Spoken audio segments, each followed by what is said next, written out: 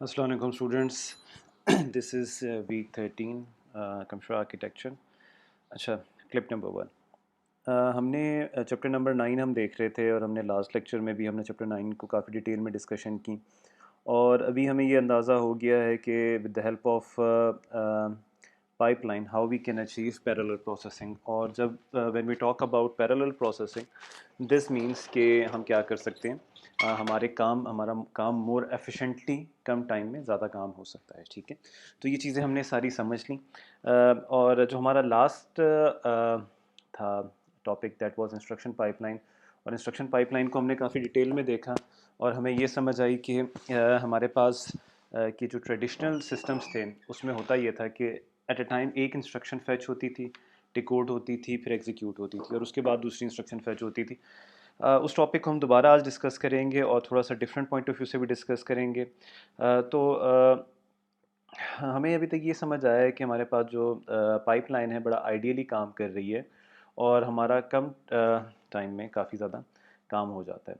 ठीक हो गया. तो अब हमने इसमें फिर हमने अरिथमेटिक पाइपलाइन को भी देखा, यानी मुख्तलिफ पॉइंट ऑफ व्यू से पाइपलाइन को हमने स्टडी किया. लेकिन as we are more interested कि हमारे पास इंस्ट्रक्शन कैसे एग्जीक्यूट होती है, तो हम आज के लेक्चर में भी इंस्ट्रक्शन पाइपलाइन को देखेंगे. आज का लेक्चर थोड़ा सा और भी इम्पोर्टेंट है क्योंकि इसमें हम चैप्टर नंबर 11 को भी स्टार्ट करेंगे, पेरिफेरल डिवाइसेस को. और आज के लेक्चर में हम उनका इंट्रोडक्शन लेंगे और होपफुली जो हमारा वीक 14 होगा उसमें हम क्या करेंगे, डिटेल डिस्कशन करेंगे. हम देखेंगे कि पेरिफेरल डिवाइसेस कैसे काम करती हैं. अब हम एक नई डायमेंशन में जाएंगे. तो आज के लेक्चर में चैप्टर नंबर 9 और चैप्टर नंबर 11 दोनों हम इसमें डिस्कस करेंगे. ठीक हो गया. अच्छा, जैसे मैं आपसे डिस्कस कर रहा था कि हमारा जो लास्ट लेक्चर था उसमें हमने इंस्ट्रक्शन पाइपलाइन को डिस्कस किया. ये एक ब्रीफ इंट्रोडक्शन है just to have a review, क्योंकि आज का जो हमारे दो और टॉपिक्स हैं वो भी इंस्ट्रक्शन पाइपलाइन से ही हैं और हम देखेंगे कि उनमें क्या प्रॉब्लम्स आती हैं. अच्छा, यहाँ पर अब आपके पास हो रहा क्या है कि हमारे पास just for the sake of understanding, यहाँ पर हमने देखा था हमारे पास 4 सेगमेंट थे और हर सेगमेंट इंडिपेंडेंटली काम कर रहा था. जो हमारे ट्रेडिशनल सिस्टम्स थे, ट्रेडिशनल सिस्टम्स में यानी जो नॉन पाइपलाइन सिस्टम थे उसमें हमारे पास ये होता था कि हमारे पास वन बाय वन क्या होता था, एक इंस्ट्रक्शन फैच होती थी और जब तक वो एग्जीक्यूट नहीं होती थी दूसरी इंस्ट्रक्शन फैच नहीं होती थी. यहाँ पर अगर आप देखें, अगर मेरे पास सेगमेंट नंबर 4 में इंस्ट्रक्शन नंबर 1 है, सेगमेंट नंबर 3 में इंस्ट्रक्शन 2 होगी, यहाँ पर इंस्ट्रक्शन 3 होगी और फाइनली यहाँ पर इंस्ट्रक्शन 4 होगी. तो यहाँ पर पैरेलल प्रोसेसिंग होती है और ये हमने स्पेस टाइम डायग्राम देखा था जिसके ज़रिए हम आइडियली ये बता सकते थे कि हमारे पास कैसे काम होता है. लेकिन यहाँ पर लास्ट टाइम हमने कुछ प्रॉब्लम्स भी देखी थी, जैसे अगर मेरे पास ब्रांच आ जाए तो यहाँ पर अगर आप देखें, अगर मेरे पास इंस्ट्रक्शन नंबर 3 जो थी ब्रांच इंस्ट्रक्शन थी, तो उसके लिए हमारे पास यहाँ पर जो आइडियली जैसे हम बात कर रहे थे वैसे पाइपलाइन काम नहीं करेगी. पाइपलाइन को हमें फ्लश करना पड़ेगा क्योंकि हमें तब तक डिटरमिन नहीं होता जब तक हमारे पास इंस्ट्रक्शन एग्जीक्यूट नहीं हो जाती कि हमने कौन सी नेक्स्ट इंस्ट्रक्शन जहाँ पर हमने जंप लगानी है या हमने ब्रांच करना है हमें पता चले. सिमिलरली इंटरप्ट के केस में भी इश्यूज़ आएंगे. तो आज हम थोड़ी सा डिफरेंट पॉइंट ऑफ व्यू से इंस्ट्रक्शन पाइपलाइन को देखेंगे. ठीक है, जिसमें हमने लास्ट लेक्चर में देखा था कि हमारे पास पाइपलाइन में कुछ हैज़र्ड्स भी हैं, कुछ उसके डिसएडवांटेजेस भी हैं. तो अब थोड़ी सी हम इसमें उनके ज़रा डिसएडवांटेजेस के बारे में कुछ केस स्टडीज़ हम डिस्कस करते हैं. अच्छा, हमारे पास 3 सेगमेंट इंस्ट्रक्शन पाइपलाइन है. ठीक है, ये रिस्क पाइपलाइन की हम बात कर रहे हैं. अच्छा, इसमें अब हम 3 इंस्ट्रक्शन पाइपलाइन भी हो सकती है depending on the architecture, the designing. 4 segment भी हो सकती है. आपकी जो लास्ट असाइनमेंट थी उसमें हमने क्या किया था, उसमें हमने 6 सेगमेंट्स की भी बात की थी असाइनमेंट के क्वेश्चन में. तो अब यहाँ पर हमारे पास 3 सेगमेंट पाइपलाइन है. ये 3 सेगमेंट्स कैसे काम करते हैं?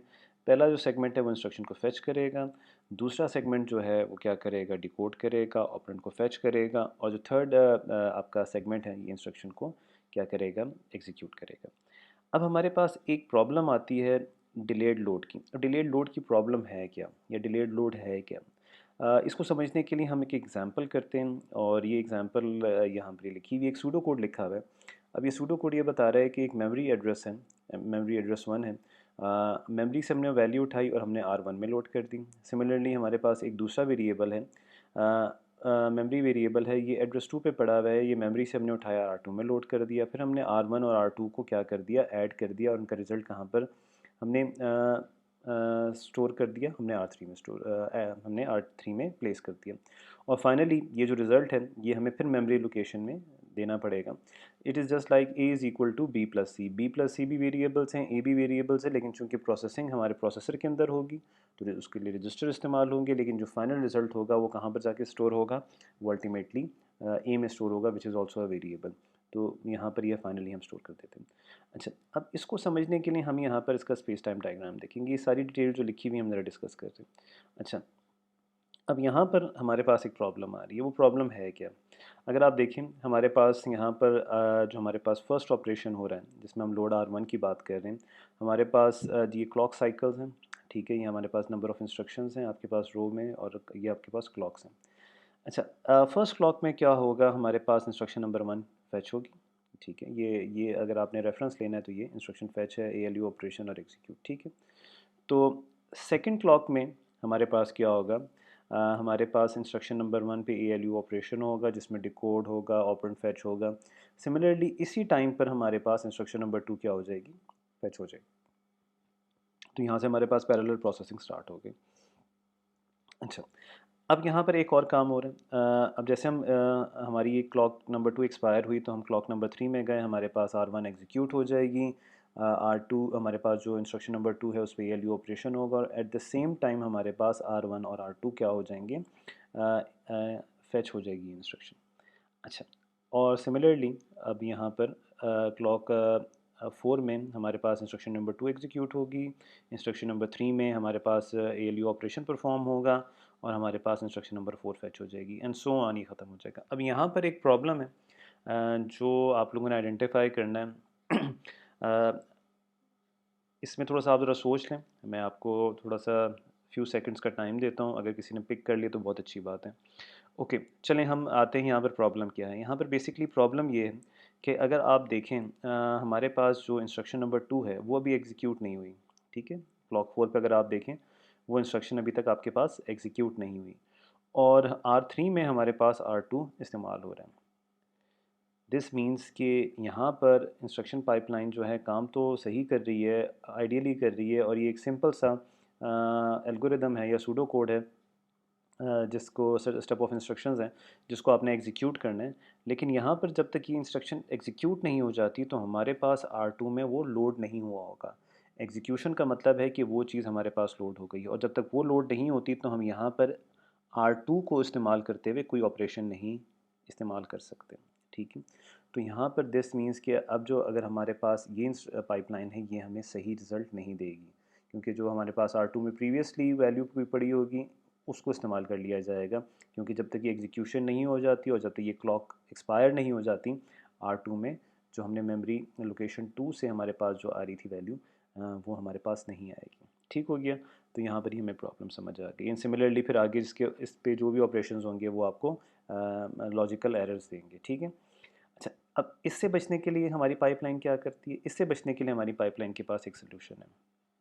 ठीक हो गया, हमारे पास अब यहाँ पर हमारे पास एक और स्पेस टाइम डायग्राम है। यहाँ पर आप देखें कॉलम्स आपको क्लॉक्स बता रही हैं, आपके पास रोज़ आपको क्या बता रही हैं, इंस्ट्रक्शंस बता रही हैं। हमारी इंस्ट्रक्शन नंबर 1 क्लॉक 1 में फैच हुई, जैसे क्लॉक 1 एक्सपायर हुई हमारे पास इंस्ट्रक्शन नंबर 2 फैच हुई, और इस पर इंस्ट्रक्शन नंबर 1 पे ALU ऑपरेशन हुआ।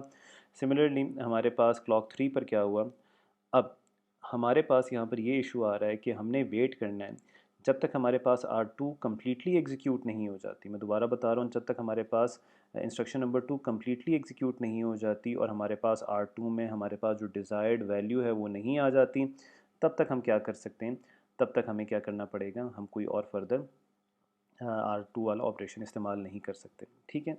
तो हमने यहाँ पर क्या किया, एक डमी इंस्ट्रक्शन डाल दी जिसका कोई मीनिंग नहीं है, और उस डमी इंस्ट्रक्शन को हम कह रहे हैं नो ऑपरेशन, ठीक है। नो ऑपरेशन, नो ऑपरेशन का मतलब है कि ये नॉर्मल इंस्ट्रक्शन की तरह फैच होगी, इस पर ALU की तरह ऑपरेशन भी परफॉर्म होगा, लेकिन कोई क्योंकि यहाँ पर कोई ऐसा काम नहीं होगा, तो ये सिर्फ हमारे पास टू गेट सम टाइम, ये हमने टाइम गेट करने के लिए एक डमी इंस्ट्रक्शन डाल दी जिसका कोई इफेक्ट नहीं है, जिसका कोई इम्पैक्ट नहीं है।